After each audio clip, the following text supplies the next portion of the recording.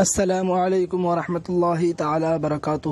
ناظرین اکرام، وظیفے تو آپ نے بہت سارے سنے ہوں گے اور بہت سارے وظیفے اپنے پڑھے ہوں گے، لیکن آج ہم آپ کو بزرگان دین کا بتایا ہوا ایسا عظیم الشان وظیفہ بتانے والے ہیں۔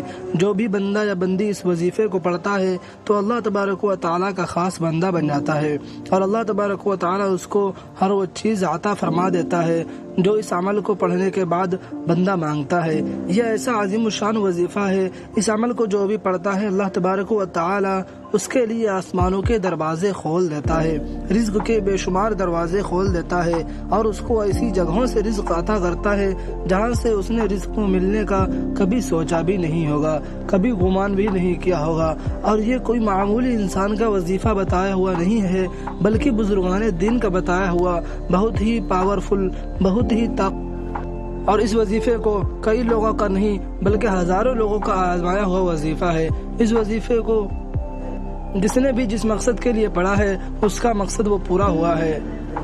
جس نے بھی اپنے مقصد کے لیے اس وظیفے کو پڑھا ہے اللہ تبارک و تعالیٰ نے اس کو ہر وہ چیز عطا فرمائی ہے جس نے وہ مانگی ہوگی۔ ناظرین کرام، یہ جو وظیفہ ہے یہ وظیفہ ایک اسم اعظم کا ہے، اور یہ قرآنی آیت بھی ہے۔ یہ وظیفہ اللہ الصمد کا وظیفہ ہے جو اسم اعظم بھی ہے، اور جس کے معنی ہے اللہ بے نیاز ہے، اس کو کسی کی بھی ضرورت نہیں ہے، لیکن اس کی ضرورت ساری کائنات کو ہے۔ اور یہ قرآن مجید کی آیت کریمہ بھی ہے، قرآن مجید کی ایک سورہ مبارکہ ہے جو بہت ہی مشہور و معروف ہے، جس کو سورہ اخلاص کہتے ہیں۔ یہ عموماً ہر انسان کو یاد ہوتی ہے، اور یہ جو وظیفہ ہے یہ سورہ اخلاص کی دوسری آیت کا وظیفہ ہے۔ پہلی آیت ہے قل هو اللہ احد، اور دوسری آیت ہے اللہ الصمد۔ تو یہ آیت کریمہ بھی ہے اور یہ اسم اعظم بھی ہے۔ جو بھی بندہ یا بندی اس عمل کو صحیح طریقے سے پڑھتا ہے تو اس کے سارے ادھورے کام پورے ہو جاتے ہیں، بگڑے ہوئے کام بنتے چلے جاتے ہیں، ناممکن مرادیں ممکن ہو جاتی ہیں، اس کی ساری مشکلیں آسان ہو جاتی ہیں، ساری پریشانیاں ختم ہو جاتی ہیں، اس کے سارے مسئلے خود بخود حل ہوتے چلے جاتے ہیں۔ اور سامعین کرام، یہ ایسا عظیم الشان عمل ہے جس عمل کا اثر پہلے دن سے ہی دکھائی دینا شروع ہو جاتا ہے، اور اس عمل کو پڑھنے کے بعد انسان جو بھی مانگتا ہے اللہ تبارک و تعالیٰ اسے ہر وہ چیز عطا فرماتا ہے۔ مال مانگتا ہے تو اللہ تبارک و تعالیٰ اس عمل کی برکت سے مال عطا فرماتا ہے، دولت مانگتا ہے تو اللہ تبارک و تعالیٰ اس کو دولت عطا فرماتا ہے، اگر عزت مانگتا ہے تو اللہ تبارک و تعالیٰ اس کو عزت عطا فرماتا ہے، شہرت مانگتا ہے تو اللہ تبارک و تعالیٰ اس کو شہرت عطا فرماتا ہے، اولاد مانگتا ہے تو اللہ تبارک و تعالیٰ اس کو اولاد عطا فرماتا ہے،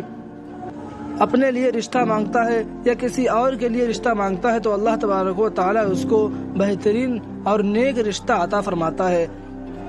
اور ناظرین کرام، اس وظیفے کا ایک بڑا فائدہ یہ بھی ہے، جس گھر کا صرف ایک افراد اس عمل کو پڑھ لے، صرف ایک افراد، چاہے مرد پڑھ لے، چاہے خواتین پڑھ لے، چاہے بچہ پڑھ لے، چاہے بزرگ پڑھ لے، جس گھر میں صرف ایک افراد اس عمل کو پڑھ لیتا ہے تو اس گھر کے کونے کونے سے غربت ختم ہو جاتی ہے، اس گھر کے کونے کونے سے تنگ دستی ختم ہو جاتی ہے، اس گھر کے کونے کونے سے جادو اور جنات کے اثرات ختم ہو جاتے ہیں، اس گھر کے کونے کونے سے بندشیں اور رکاوٹیں ختم ہو جاتی ہیں، بے سکونی ختم ہو جاتی ہے، الجھنیں اور ٹینشن ختم ہو جاتی ہے۔ جس گھر میں بھی اللہ تبارک و تعالیٰ کے اسم اعظم کا وظیفہ پڑھا جاتا ہے، اور ناظرین کرام، اس وظیفے کو ہزاروں لوگوں نے پڑھا ہے، اس عمل کو آزمایا ہے، اور جو بھی مانگا ہے اللہ تبارک و تعالیٰ نے انہیں عطا کیا ہے، جو بھی انہوں نے مانگا ہے وہ انہوں نے اللہ تبارک و تعالیٰ سے پایا ہے۔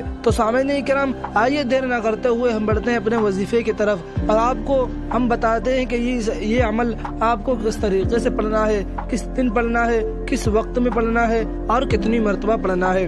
تو اللہ تبارک و تعالیٰ سے اپنی تقدیر بدلوانا ہے، مقدر کے ستارے کو چمکوانا ہے، اور نئے نئے راستے، نئے نئے دروازے کھلوانا ہے۔ اللہ تبارک و تعالیٰ سے اپنے لیے کس طریقے سے دروازہ کھلوانا ہے، تو آپ حضرات اس ویڈیو کو بنا اسکپ کیے ہوئے آخر تک ضرور دیکھیں، تاکہ کوئی بھی قیمتی بات آپ سے مس نہ ہو جائے۔ اور ہم آپ سے یہ التجا کرتے ہیں، یہ گزارش کرتے ہیں، اس سے پہلے کہ ہم آپ حضرات کو وظیفہ بتائیں اور آپ حضرات ہماری ویڈیو کو لائک کرنا بھول جائیں، تو آپ سے درخواست ہے آپ حضرات ابھی اسی وقت ہماری اس ویڈیو کو دل سے ایک لائک کر دیں اور ہمارے چینل کو سبسکرائب کر دیں۔